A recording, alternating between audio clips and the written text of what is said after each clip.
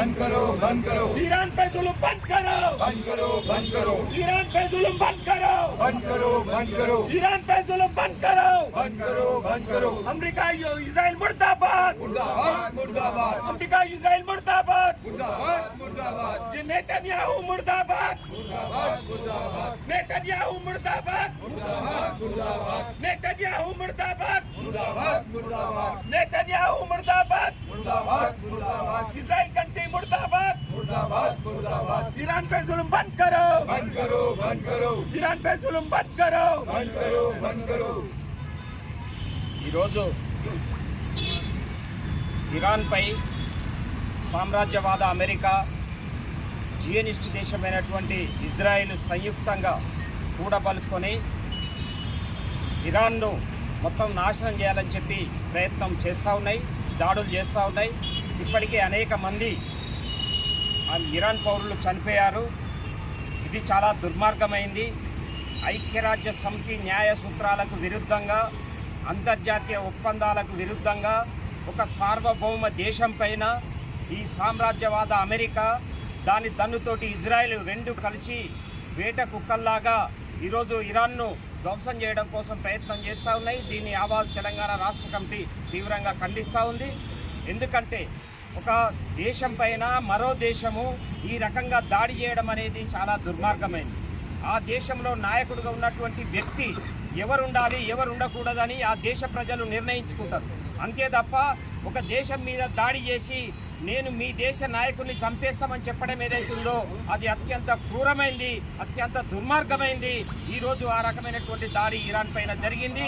ఆయతుల్లా Khamenei అన్యాయంగా అక్కడ చంపేసినటువంటి పరిస్థితి మనకు కనిపిస్తూ ఉంది. కాబట్టి అంతర్జాతీయ సమాజం అంతా దీన్ని ఖండించాల్సినటువంటి అవసరం ఉంది. ఆ దేశ ప్రజలకి వాళ్ళ సార్వభౌమత్వాన్ని కాపాడుకునేటువంటి హక్కు ఉంది. ఆ రకమైనటువంటి దాన్ని చేయడం దుర్మార్గం.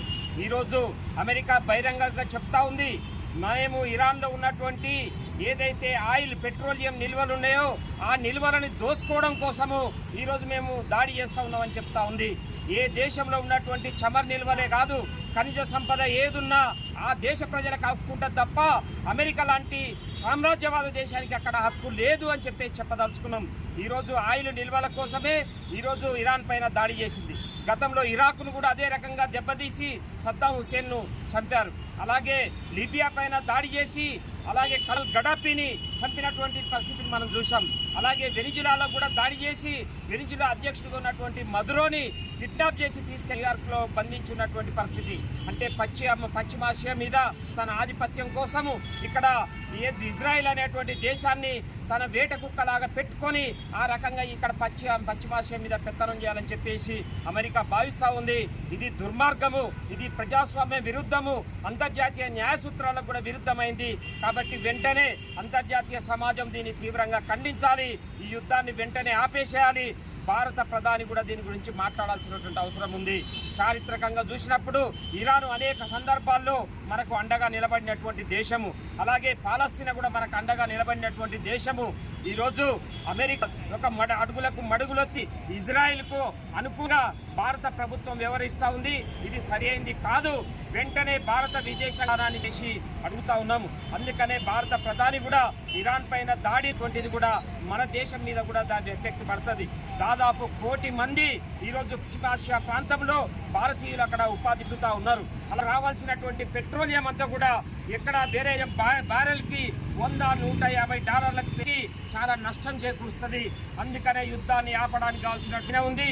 దురాక్రమణ యుద్ధాన్ని ఖండించి ఆ రకంగా మోడీ కూడా దీంట్లో జోక్యించుకోవాలని చెప్పేసి ఆవాజ్గా డిమాండ్ చేస్తూ